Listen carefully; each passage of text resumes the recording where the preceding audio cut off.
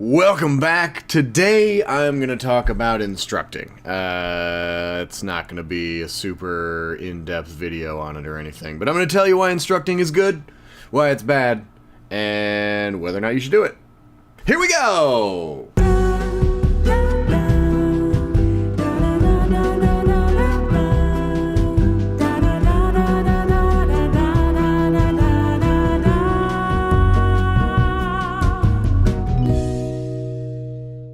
Okie dokie, so let's just jump right into it. First and foremost, instructing is challenging, to say the least, but there's a lot of good things about it. Number one, instructing is a great way to get into motorsports. If you want to get better at driving, and you want to spend more time around motorsports and around cars in general, you kind of have to find a way to get paid to do that. And if you want to be around motorsports, a great way to do it is either, you can be a mechanic, you can fabricate, you could work for a race team, you could do what I did originally, which is film and shoot videos for race teams just so that you could be around it. But ultimately, if you want to get better at driving, what do you have to do? You have to drive. So you need to find a way to do that. Well, for me, I didn't have the option to just go pay to drive, and so finding jobs driving was a challenge. Jeff White, who I've interviewed a few times in the past, started out as a valet driver. I've known a handful of pro drivers that have started out with valet because they're getting paid to drive, and albeit it's more like you're getting paid to park, it's a good way to get started. There's also other ways to do it. There's delivery drivers. I have a lot of friends in this industry that started doing that because they wanted to be driving behind the wheel. You can end up driving heavy equipment for commercial businesses, I guess. You can start driving equipment for construction companies or whatever.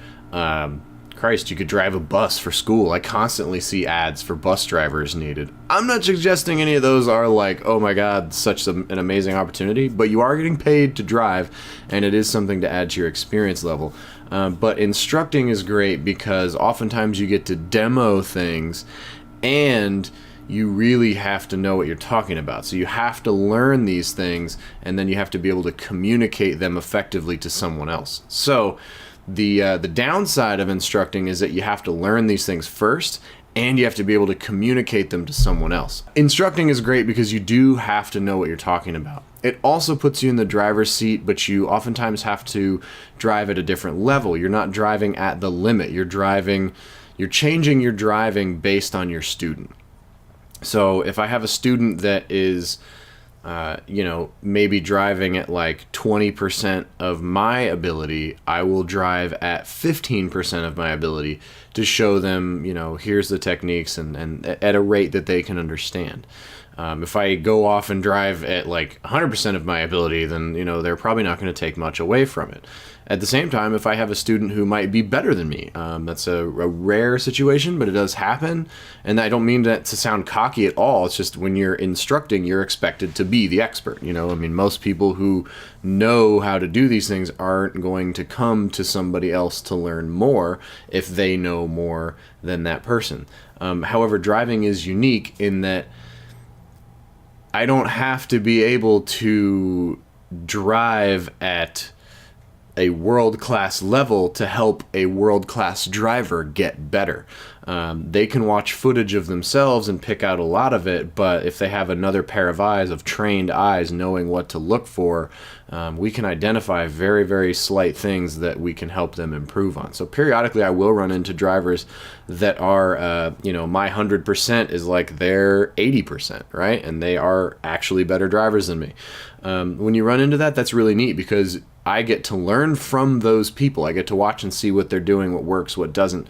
So I get to help them become better and identify things that they're maybe falling short in and that they can improve on, and give them tips and techniques to work on. But I also get to learn from them because they're better than me. Those are some of my favorite students to have. But for the most part, my point is you have to adapt your driving level to your student, which is awesome. That means you really have to pay attention to how you're driving and learn your limitations and work on them. So there's a lot of good things about instructing. Largely that you'll just have to learn to communicate well is another one. If you can't communicate clearly with someone, it's really difficult to do at speed in a race car. So, for example, when I'm instructing at Dirtfish or even on the Stinger Tour, anytime I'm in a car with someone, it is imperative that I give them clear directions. And there are certain things that I've figured out over the years that you really can only get this way. So, for example, you wouldn't ever say, I used to be guilty of this, you wouldn't say, take a left right here, because that's really confusing. Take a left right. Like, they could interpret that as I'm telling them to go right, when in reality I'm just saying right here, go left. So it's a challenging thing. You have to change some of your wording and little things like that. But the other thing too is that vision is actually more, we pay attention to our eyes more as drivers than we do to what we hear. So if I tell someone to go right, but I point left and I put my finger in front of their face and point that way, they will almost always go left. So if I can do something visual with my hands, that's going to work really, really well, and that will oftentimes override what I'm actually saying because they have an immediate reaction to this, whereas if I say the same thing, they have to process that and then put it into what's going on. So it's a pretty wild industry and pretty wild thing to learn. The great thing about instructing is that you do get to be in the driver's seat sometimes, and you get to adapt your driving, and you really do get to learn good ways to communicate and see many mistakes that other people make so that you can get better at it. However, the downside of instructing is that it's rare that you're actually in the driver's seat. Oftentimes you're sitting in the right seat or you're sitting on the outside of the vehicle.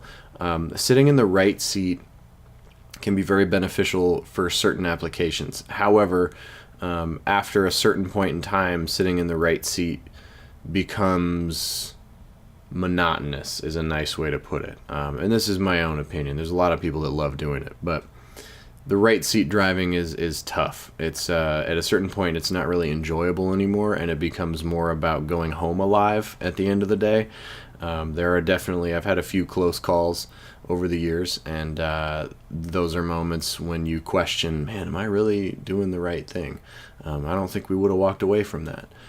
So there's definitely times when it's kind of scary. And for example, I will probably never work with one of the exotic driving places where you drive Ferraris and Lambos and Porsches and McLarens and all that. Anybody that's willing to pay $400 or $500 to come out and drive a car that can do 200 miles an hour, and there's no fire systems, there's no roll cages, there's street cars that have incredible power and are super fast, and you're putting people in them that have no ramification for anything that happens because they're covered on insurance and they don't know what they're doing. No thanks, I'm out. I have a price, but it's not like a couple $100 a day. Like, you'd have to pay me way more than what they pay at a lot of those. They pay their instructors at a lot of those places to do that. There's no way in hell. So there is honestly just a level of danger to instructing that you have to be comfortable accepting, and that's something that you just have to acknowledge when you're going into it. Another downside is that it's a comfortable living. I mean, I'm not wealthy by any means, but it's a reasonable living, and man, I gotta tell you, it's real easy to get caught in instructing because you make decent money, you make good money, you can live a very reasonable, comfortable life, but the thing is, if you want to advance your career past instructing, you pretty much have to step away from the car. There's very few exceptions to that. But like, if I wanted to go right now to climb a ladder at any of the companies that I'm working for, I'd pretty much have to become a manager of some sort, and I would have to remove myself from the car. And that doesn't mean like permanently, but I wouldn't be nearly as much involved with the cars. I'd be doing scheduling and designing courses, and I don't mean like actual driving courses. I mean like designing the training material for the courses. There's a lot of things that you have to do that have to get done to host a school well, and most of them are not driving. So it's really, really challenging, and it can be tough to actually stay involved with the cars from the instructing standpoint. You do run into a lot of people that think they can drive and really have no idea what they're doing, and that's kind of a tough situation because you want to toe the line and be gentle but firm. You want to be a parent figure that's like, you know, we have a long way to go, but we're making great progress. If you ever hear an instructor say something in the sandwich formula, which is, man, you're really doing great, something positive followed by something negative by something positive. So if you hear that, if you're like, you know what, we're doing really great, I would like to see you maybe go to the throttle a little bit earlier to stop that oversteer. However, you did a great job keeping your eyes ahead of you through that last corner. That is textbook. Holy shit, you need to work on going to that throttle earlier. Like, anytime you hear that sandwich formula, that's an instructor going, fucking listen to this. Like, this is the one thing you need to pay attention to. It's hard because nowadays, and especially myself, I put my foot in my mouth a lot, not intentionally, and saying, like, offensive shit. And, man, when you're doing it in front of clients, it's always a worry that you're going to say something bad to the wrong person. Thankfully, 99% of people are awesome and don't care and laugh about like a stupid mistake or something you might say, but I'm always worried that it's going to like cause some sort of flare up and I'm going to get in trouble for saying something accidentally. So there's really not too many downsides to it. It's just that after, you know, many years of doing this, it gets to a point where you're like, all right, I want to be making money actually doing the driving, which is kind of what I'm focusing on right now. So, but there are a lot of upsides. Like I said, you really do get to spend time behind the wheel, which is great, even though it might not be as much as you want. You do get to learn. You get to learn from a lot of great drivers. You get to learn from a lot of less than stellar drivers. You have to be able to communicate, and if you can't communicate very well and effectively, you will get better at it, because you really don't have a choice. And of course, you know, you get to be around cars and around driving and everything. So there are a lot of good sides about it. And of course, the pay is absolutely good. It's, you know, it's not amazing. Depending on what I'm doing, I make anywhere from like $20 to $50 an hour usually. Now that's like on the really high end. I'd say normally I'm in the average of like 25 to 30 bucks an hour, and most of the time it's not actually in hourly rates. It's actually in a day rate that they just pay you. So it really depends on what you're doing. This, by the way, is before taxes. I have to pay all my own taxes, so that's something to think about too. Some instructing positions are great and they take your taxes out like a normal job. You get a W-2.